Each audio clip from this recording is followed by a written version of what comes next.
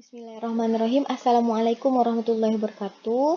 Bersama saya Umi Kalsum dengan NIM F10511810009 dari kelas 7A2 Prodi Pendidikan Fisika FKIP Universitas Tanjung Pura. Kali ini kita akan membahas mengenai kelistrikan pada sistem saraf manusia. Apakah ada listrik di dalam tubuh manusia? Kenapa ketika dicubit kita merasakan sakit? Pernah tidak? Ketika siku kita mengenai dinding atau benda lainnya itu terasa seperti tersetrum.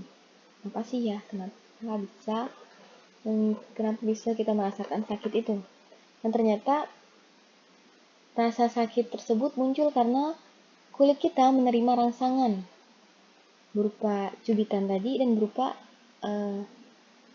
hentaman keras ya, misalnya kayak terbentur ke dinding.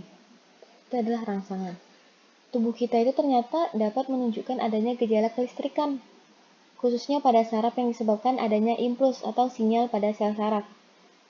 Rangsangan yang dirasakan kita, rasa sakit kayak cubitan tadi, rangsangan itu selanjutnya diubah oleh sel saraf dalam kulit menjadi impuls. Ilmu yang mempelajari tentang aliran impuls pada tubuh manusia itu disebut biolistrik. Nah, kelistrikan pada tubuh manusia itu hanya berkaitan dengan komposisi ion yang terdapat dalam tubuh. Tidak seperti listrik yang mengalir yang ada di rumah-rumah kita ya. Jadi bagaimana sih cara sel saraf di dalam tubuh kita itu menghantarkan impuls? Kita perhatikan pada gambar di sini ya. Kita perhatikan gambar ini, membran sel, ini ada membran sel. Ternyata sel saraf itu menghantarkan impuls itu karena terjadinya pertukaran ion-ion dalam dan di luar membran sel saraf. Pertukaran ion tersebut tidak dapat terjadi begitu saja tanpa adanya rangsangan. Jadi pertukaran ion itu tidak terjadi kalau nggak ada yang namanya rangsangan. Kalau seperti nggak ada cubitan tadi. Nah, itulah kenapa kita merasakan sakit. Rangsangan yang cukup kuat itu dapat mengaktifkan pompa ion, sehingga terjadilah pertukaran ion. Nah, saat sel saraf tidak menghantarkan impuls, muatan positif Na+ melingkupi bagian luar dari membran sel. Sedangkan bagian dalam itu bermuatan listrik negatif atau Cl-. Nah, bagaimana sih impuls listrik pada saraf manusia? Di sini, yang pertama itu bagian sini ya, bagian dendrit ya. Nah, neurotransmitter dilepaskan dari satu sel saraf mengakibatkan impuls tadi ini diteruskan ke sel saraf berikutnya. Jadi sel saraf kita itu nggak cuma satu, banyak. Nah, dia saling berinteraksi ya, antara sel saraf satunya saling berkoordinasi gitu. Neurotransmitter itu mengakibatkan muatan positif Na+ masuk ke dalam sel saraf berikutnya. Kemudian saat muatan positif Na+ itu masuk ke dalam sel saraf melalui membran sel, maka terjadilah yang namanya aliran impuls. Nah, saat impuls tadi telah mencapai ujung sel saraf ini, neurotransmitter itu akan dilepaskan kembali menuju ke sel tujuannya. Selanjutnya kita masuk ke bagian-bagian sel saraf.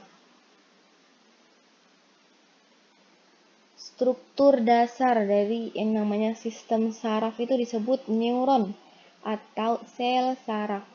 Suatu sel saraf atau neuron ini merupakan bagian terkecil dalam suatu skema saraf dan berfungsi untuk menerima, menginterpretasi, dan menghantarkan pesan listrik atau aliran listrik. Pembagiannya, yang pertama itu ada badan sel. Badan sel merupakan bagian yang paling besar dari sel saraf yang berfungsi untuk menerima rangsangan dari dendrit dan meneruskannya ke akson. Ini akson. Jadi dendrit di sini menerima rangsangan, kemudian diteruskanlah ke badan sel, dan dari badan sel tuh diteruskan ke akson. Dendrit.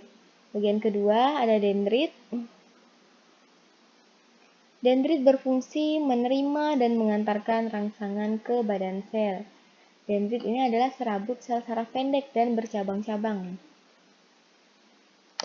Kemudian ada akson. Akson atau neurit adalah serabut sel saraf panjang yang merupakan perjuluran sitoplasma badan sel. Di dalam neurit terdapat benang-benang halus yang disebut neurofibril. Kemudian ada mielin ya. Itu selubung lemak berlapis-lapis dihasilkan oleh sel Schwann di sini, dihasilkan oleh sel Schwann. Lapisan lemak mielin ini sulit ditembus oleh ion-ion yang keluar dan masuk membran sel saraf pada bagian akson, hingga mielin ini berfungsi mempercepat impuls saraf dengan membantu terjadinya loncatan muatan. Kemudian ada nodus Ranvier. Itu adalah daerah akson terbuka. Dapat dilihat di gambar ya. Kita lihat di gambar itu nodus Ranvier yang tidak diselubungi mielin. Jadi dia tidak diselubungi oleh mielin. Ini warna merah ini. Fungsinya apa? Fungsinya sebagai tempat terjadinya tarik-menarik muatan listrik di membran sel saraf. Ditarik-menarik di sini nanti. Selanjutnya, sistem saraf pada manusia. Sistem saraf merupakan jaringan kompleks yang memiliki peran penting untuk mengatur setiap kegiatan dalam tubuh kita. Sistem saraf fungsinya itu yang kita ketahui, yang sering kita dengar itu untuk berpikir, melihat, bergerak, hingga mengatur berbagai kerja organ tubuh.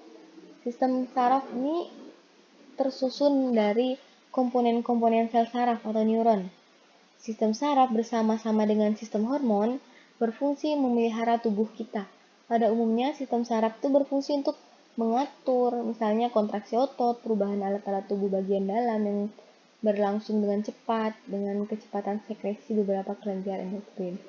Sistem saraf manusia memiliki sifat mengatur yang sangat kompleks dan khusus. Sistem saraf menerima berjuta-juta rangsangan yang berasal dari berbagai organ. Semua rangsangan tersebut akan bersatu untuk dapat menentukan respon apa yang akan diberikan oleh tubuh. Seperti misalnya ketika kita digigit oleh nyamuk, terasa sakitnya kan rangsangan. Kita refleks kadang kan memukul nyamuk itu. Itulah fungsi dari sistem saraf. Itu adanya reaksi ketika kita mendapatkan rangsangan dari luar. Rangsangan yang ada dari luar tubuh itu seperti ada cahaya ketika kita melihat, misalnya ketika kita melihat lampu yang silau, bagaimana respon kita. Sedangkan rangsangan yang berasal dari dalam tubuh itu ada rasa lapar, haus, sakit, nyeri, dan sebagainya.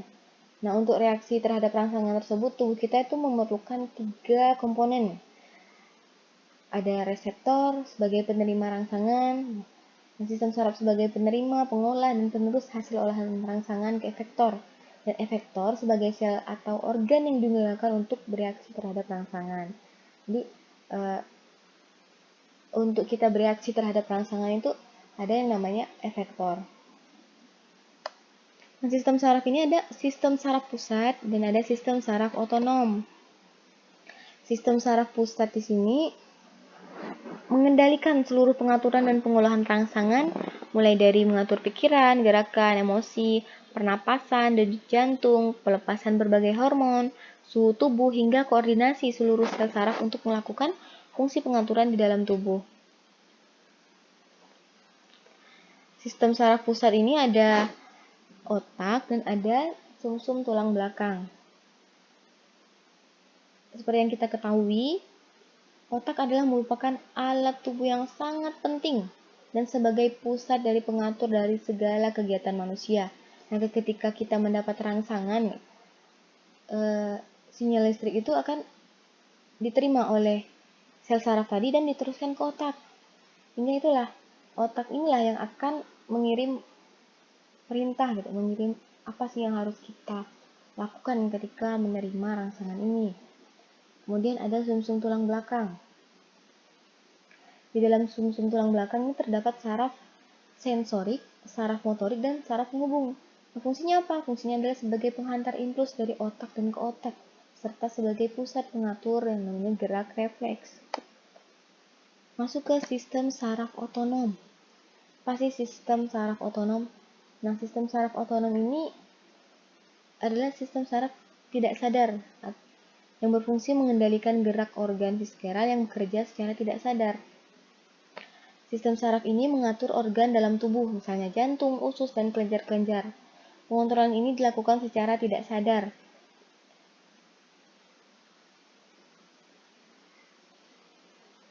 Nah, untuk menanggapi rangsangan yang terjadi itu ada 3 komponen yang dimiliki sistem saraf tadi ya, seperti yang disebutkan tadi ada reseptor. Reseptor adalah alat penerima rangsangan atau impuls pada tubuh kita yang bertindak sebagai reseptor itu adalah organ indera. Kemudian penghantar impuls dilakukan oleh saraf itu sendiri. Saraf tersusun dari berkas serabut penghubung atau akson. Pada serabut penghubung terdapat sel-sel khusus yang memanjang dan meluas yang disebut neuron. Nah, kemudian ada komponen ketiga yaitu efektor, adalah bagian yang menanggapi rangsangan yang telah diantarkan oleh pengantar impuls. Efektor yang paling penting pada manusia adalah otot dan kelenjar.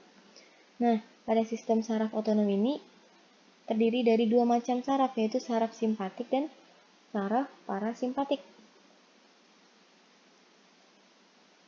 Saraf parasimpatik ini umumnya disebut sebagai housekeeping system yang menyebabkan organ jantung, pencernaan, dan lain-lain itu dapat bekerja secara normal dan tanpa kita sadari. Bekerjanya jantung itu tidak kita sadari. Kemudian sistem saraf simpatik itu bekerja dalam keadaan stres, sehingga disebut dengan fight or flight system. Kondisi stres ini ditandai dengan peningkatan detak jantung misalnya, kemudian tekanan darah, dilatasi bronchiolis pada paru-paru, dan lain sebagainya. Masuk ke analisis kelistrikan pada tubuh ya, pada tubuh kita. Nah, sel saraf kita itu diibaratkan seperti kabel listrik. Kenapa? Karena memiliki bentuk dan mekanisme kerja yang hampir sama. Jadi setiap sel saraf itu memiliki satu akson yang mendukung terjadinya perambatan atau hantaran arus listrik. Selain akson, penghantar listrik lain di dalam tubuh makhluk hidup, khususnya manusia, itu adalah cairan tubuh. Cairan tubuh dapat berupa darah, cairan jaringan, dan sitosol yang terdapat dalam sitoplasma sel. Pada sel saraf juga terdapat isolator listrik, yaitu selubung myelin yang ada pada akson. Nah, pada akson tidak berselubung myelin, hantaran arus listrik dapat terjadi sepanjang akson. Pada akson berselubung myelin, beda potensial terjadi di daerah akson yang tidak diselubungi myelin atau di daerah yang disebut dengan nodus transfer. Nah, tarik-menarik muatan listrik itu terjadi di nodus transfer. Dengan demikian, selain berfungsi sebagai pelindung akson, myelin juga dapat mempercepat terjadinya loncatan muatan listrik pada saraf. Nah, aliran listrik pada sel saraf atau neuron manusia tepatnya itu terjadi pada membran plasma. Membran plasma merupakan suatu lapisan yang terdiri dari lemak dan protein. Nah, fungsi dari membran plasma ini untuk menghantarkan muatan listrik tadi. Muatan listrik yang terdapat pada membran plasma berada pada cairan intrasel dan cairan ekstrasel. Nah, pada kedua cairan tersebut, ion melakukan perpindahan sehingga terjadi perbedaan muatan antara kedua cairan tersebut. Nah, perbedaan jumlah muatan itulah yang akan mengakibatkan perpindahan muatan yang disebut dengan potensial membran. Baiklah, sekian penjelasan dari saya. Terima kasih. Wassalamualaikum warahmatullahi wabarakatuh.